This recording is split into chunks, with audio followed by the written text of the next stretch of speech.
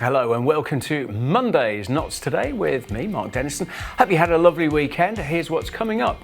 Firstly, we're heading to Nottingham's Victoria Centre Market as some traders continue to limp on despite its impending closure.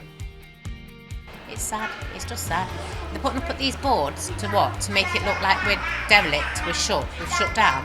People come to me saying all the time, "Oh, you're still open." I says, "Yeah, we're going nowhere." More on that in just a moment. Plus, we'll be hearing about a new childhood cancer awareness campaign being launched by the University of Nottingham researchers. The Child Cancer Smart campaign aims to speed up diagnosis and improve survival for children and teenagers with the disease and is based on university research. We'll hear more on that shortly. Also talking with a fashion expert about some of the outfits you can plan for late summer and early autumn. Personal stylist Lisa Wood is going to be here to give you all the advice on what's hot and what's not, and to help you if you're preparing your suitcases for a summer holiday. In sport, we'll hear from Notts head coach Martin Patterson after their first home game of the season ended in defeat to Salford. I always think if I'm a supporter, how I'm feeling after the game, if I'm being honest.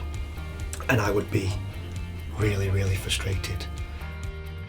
Also hearing from Mansfield Town manager Nigel Clough after a very late Doncaster goal inflicted their second defeat of the season. Scratchy again, not particularly fluent. I thought Doncaster looked overall the better team, momentum from last season, more fluent, which he said that's going to be the case for a few weeks. So all of that and loads more coming up for you, but firstly the remaining traders at the Victoria Centre Market have said they're still bringing in customers despite much of the market now being boarded up as Nottingham City Council looks to secure the more vacant areas. 5 months after large parts of the facility shut down for good, Jack Sims went along to find out how the remaining businesses are coping. Once filled with more than 200 businesses, now only a handful of traders remain here at the Victoria Centre Market. In June last year, Nottingham City Council, the market's leaseholder, confirmed it would be asking owners to hand back their keys this spring after declaring the site unsustainable. Although the closure deadline passed in March, 5 traders remain with stalls still open for business.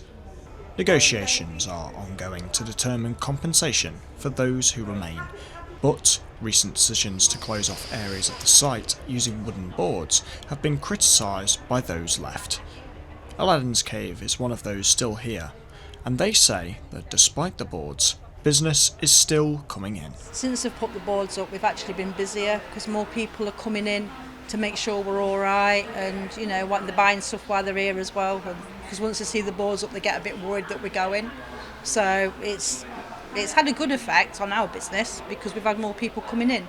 So even though it does look a bit of an eyesore. Other business owners like Susan Anderson of Gemini Jewellers say the sense of community here is as strong as ever. This is the heart of the centre. This is a community for everybody to come and feel like they can sit down, talk to their friends. People come to you just to even talk to you.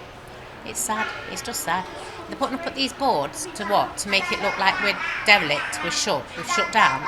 People come to me saying all the time, "Oh, you're still open." I says, "Yeah, we're going nowhere." And as for customers, they say they're still shocked by the actions of the council. There's no heart being left in Nottingham now, when this market closes. Birmingham, they've got markets, 2 markets. Yeah, Liverpool, everywhere have got the markets. What is wrong with Nottingham? I just don't understand. And I just don't know where everybody's going to get what they want anymore. It just makes it everywhere derelict, doesn't it? Yes. In a statement, Nottingham City Council says the decision to board off sections of the site is part of ongoing work to more effectively manage the area and reduce antisocial behaviour. They also added negotiations with the traders are still ongoing. So, although certain areas are now being closed off, it seems the support for those who remain is far from shutting down. Jack Sims for Notts TV. Now it's time for our first chat of the show, and a new childhood cancer awareness campaign has been launched by researchers at the University of Nottingham to speed up diagnosis and improve survival for children and teenagers with the disease. Childhood cancer is the leading cause of death by disease for children and young people in the UK, and researchers say improvements are urgently needed to save more young lives. That's why Child Cancer Smart has been launched, and to tell us more about it is Dr. Shana Shanmuga Fadival, who's with me in the studio. Thanks for coming in. Oh, thanks for inviting me. I mentioned there, you know, this is one of the biggest killers of children and young people. Why is that? Why are things so poor at the moment? It is just because of the disease itself. We haven't got treatments that will cure cancer, as we haven't for adults. So it is just the leading disease, right, cause of death. You would like to think, though, that in the sort of natural order of the world, children should have better outcomes, they should have better treatment, better diagnosis. Clearly that's not the case, is it? They do have better outcomes. So overall for childhood cancer, the survival rates are, 84, 85%, which is much better than for adults. Yeah. But I think because of that, they're not always prioritised as they should be. Right. And that's where we've decided to launch this campaign. Yeah. So what's involved with the campaign? What kind of form is it going to take?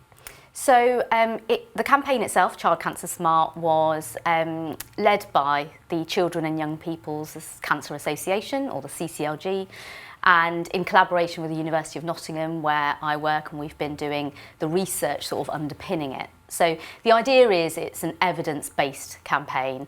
It aims to raise awareness, both amongst the public, so parents, teachers, anyone who has contact with children, and healthcare professionals. So not just primary care, but people that work in A&E, pharmacists, anyone that has kind of a health contact with children.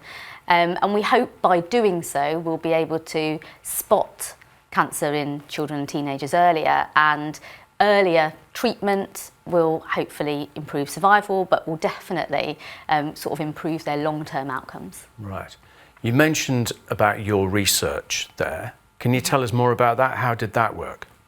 Yes, so what we started with was a national observational study, so looking at all children across the UK who are diagnosed with cancer. And what we wanted to know was, number one, how long it took for them to be diagnosed. Number two, how they were diagnosed, so which routes they were coming through. Were they going to primary care? Were they coming to A&E? And really looking at the different factors that might be impacting those. So does age make a difference? Does their sex make a difference? Does the type of cancer make a difference? And that research was published back in May. What we found was that half of children overall for cancer were diagnosed within 4 weeks, and the other half took longer. We also found that teenagers specifically were taking much longer. So on average, half were being diagnosed within just under 9 weeks, and the other half were taking longer than that.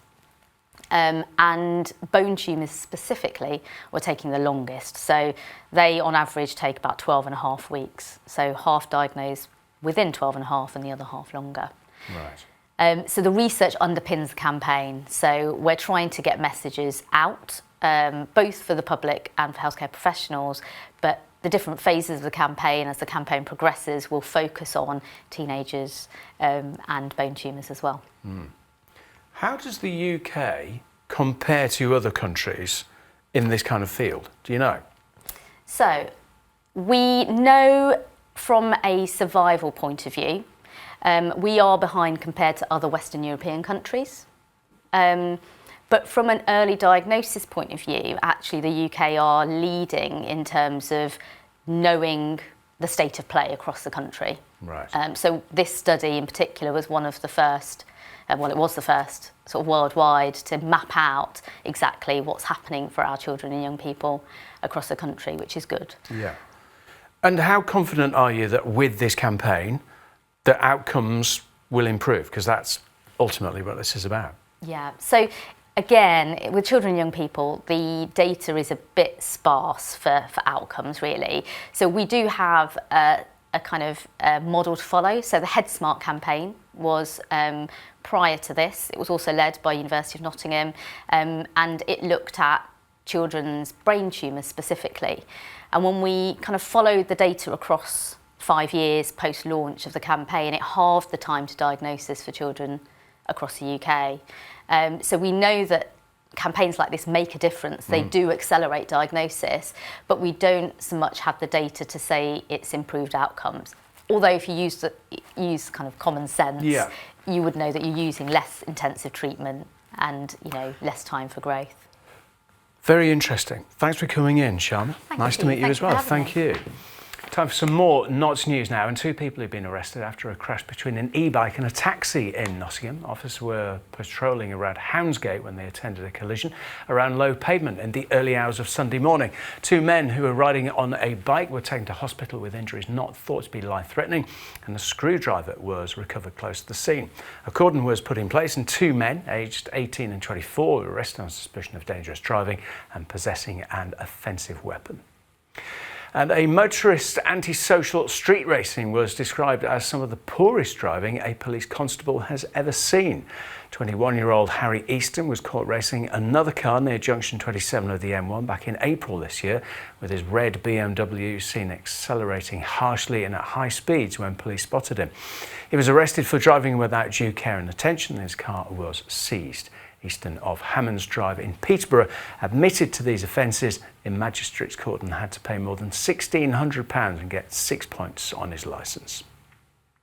Time for a short break now, and when we come back we'll be talking to a personal stylist about what's hot and what's not heading into late summer and early autumn. We've got all of your sport as well, including a roundup of defeats for Mansfield and Notts as well. So all of that and more when we come back after this.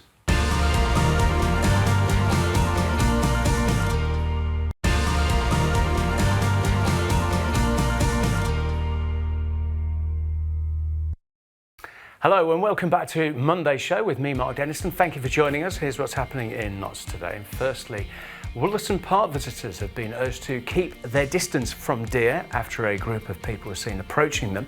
A local resident witnessed the large group, which included children, approach and stroke a stag last Thursday, with the dog walker saying the animal looked distressed as a man touched its nose before encouraging a child to do the same. It's led to a counsellor and the park itself urging people not to approach the animals and keep a distance of 50 metres, especially at this time of year, which is approaching their rutting season. And an Arnold pub will finally be demolished to make way for new retirement housing. Plans to demolish the Friar Tuck pub in Arnold and replace it with a retirement living block were approved by Gedling Borough Council's Planning Committee in February.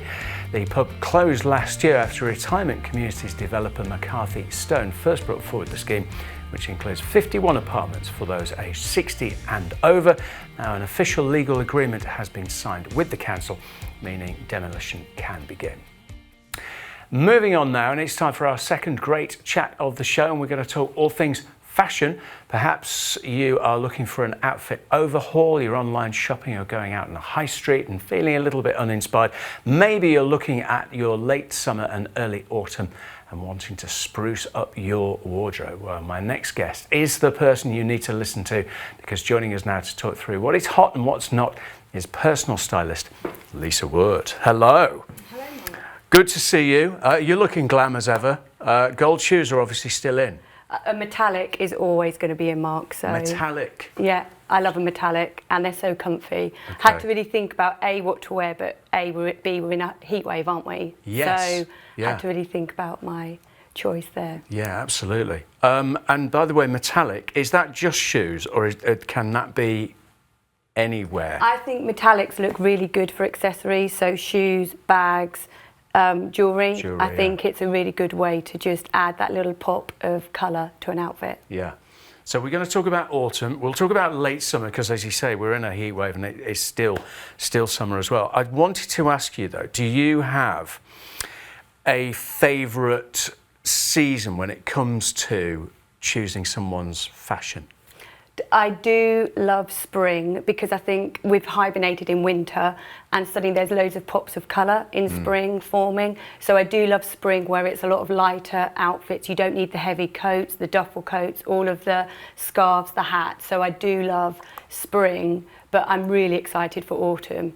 It's the Right. most anticipated season. Really? Yeah, definitely. And do you find that most years that similar kind of themes come back, or does it change a lot from one year to the next? There will be certain elements that's the same, but Yeah. also there's a lot of newness coming through.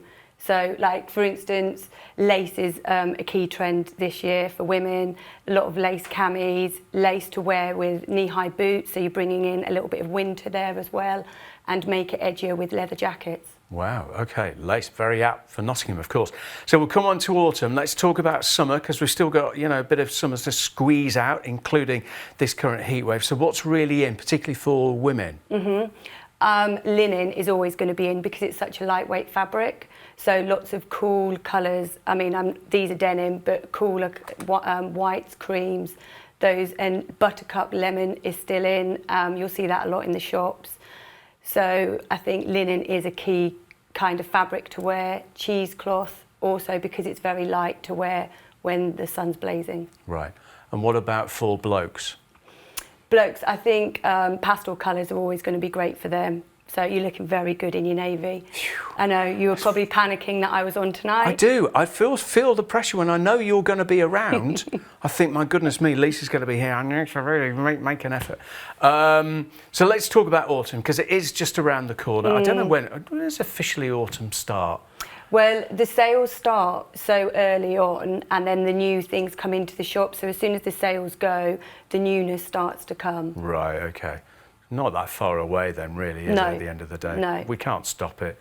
So you mentioned about lace, for one thing. What are the other things? And maybe some of the colours as well people can use. Brown is the new black. So brown's been kind of on the horizon for a few seasons now, but it's still going through in all the shops. So mocha, caramel, all those kind of key colours. If you find black a bit too harsh, 10% of people can wear black, meaning 90% can't. I can't, but I like to break the rules. So it's there. What do you mean you can't? In colour analysis. Just drain the colour from your face? Yeah, it looks draining, I look very tired. So you go, I do it differently with my makeup, my jewellery choice. Right. But brown is a lot more softer, and you can feed in a lot of creams, oatmeals and colours like that. Right. Which then leads me nicely into leopard print, because animal print, as you probably know from stores, is everywhere, but it's not just leopard, it's cow print, it's tiger print and snake print, so if you don't want to go full on looking like Bette Lynch, for those people that knew her, Cat Slater, you can then accessorise through footwear and bags. Right, okay. And a quick word on the men then for autumn. Is it a similar kind of thing? Yeah, Shades of brown? burgundy as well, burgundy. which works really nice with the navy as well. 2 tones. Right. Really stylish. Okay. Because it is tempting, isn't it? You know, autumn and winter as well. Just you wear drab kind of. The weather sometimes makes you wear drab. Yeah, colours. definitely. And then it can make you feel. I think dressing with colour really boosts your productivity and your mood and your confidence. So really be mindful of that when you're kind of choosing, when you're online shopping or going in the stores. Yeah, great stuff. Well, listen, Lisa, it's always a pleasure. Thank you. I love the way that you generally advise not to wear black, but you do, because you're a bit of a rebel. Bit of a rebel, but and also I don't want the wardrobe to be constrained, so I make it work for me. Yeah. So I would never do a polar neck really close to my face, but this is just far enough away from. So lots to think about. Lots of good ideas there. Appreciate your time. Thanks for coming in. No problem, Lisa Mark. Wood, Thank you. everyone. Thank you. Time now for your sport, and we'll start with Mansfield Town, who fell to their second successive league defeat in as many games after a late Doncaster goal saw them lose 2-1 at Field Mill.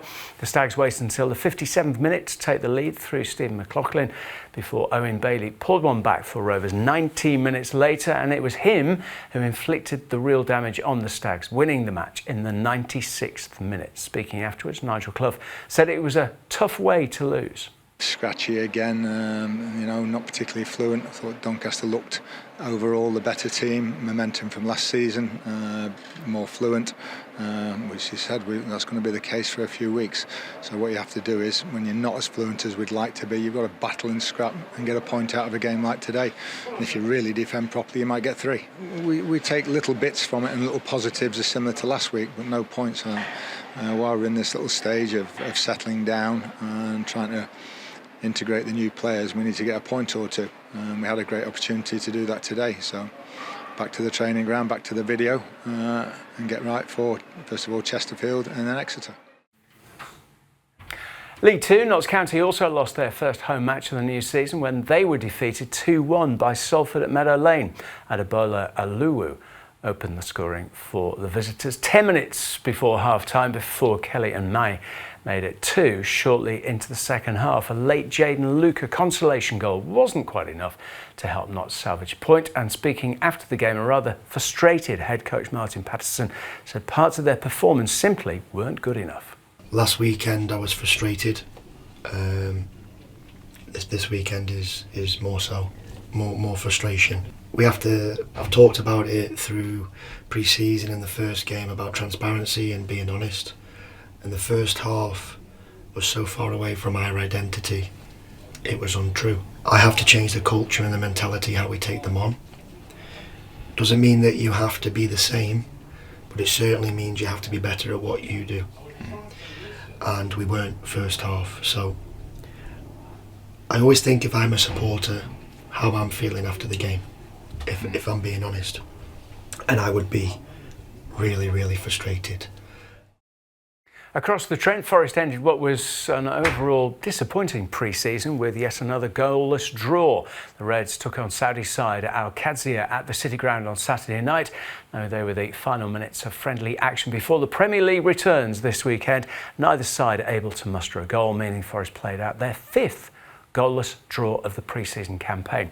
That result came 2 days before the club also found out they will be playing in the Europa League in the upcoming season. On to cricket, the Notts Outlaws fell to their first one-day cup defeat of the summer despite a half-century from Ben Slater. The Derbyshire Falcons set Notts a total of 342 for victory, which the Outlaws weren't able to match, finding themselves 201 for 8 with 15 overs remaining. It's their first loss in the 60-over format, having drawn with Worcestershire Rapids and beaten Essex in their opening 2 matches. Next up for Notts, a trip to face Leicestershire Foxes. That's on Thursday. And staying with cricket, the Trent Rockets men and women got their 100 campaigns off the mark at Trent Bridge at the weekend. Both sides faced the Northern Superchargers, with the women going first and losing the match by 8 wickets. But there was more to shout about for the men, who won their game by 5 wickets to get off the mark in style. Next up for both sides is a visit to the home of cricket when they take on London Spirit at Lord's on Thursday. Here is your picture of the day now, and this great shot of a moth, although we were thinking it's got colour on the wings. So, butterfly, moth, moth-a-fly, maybe. Ian Stevens, thank you for this on Lawn Master Notts. Don't forget you can tag us at Notts_TV on Instagram to get your pictures shown on the telly. Could be a moth, could be a butterfly, could be something entirely different. The weather forecast, hot at the moment, as we were just saying, another heat wave for Nottinghamshire.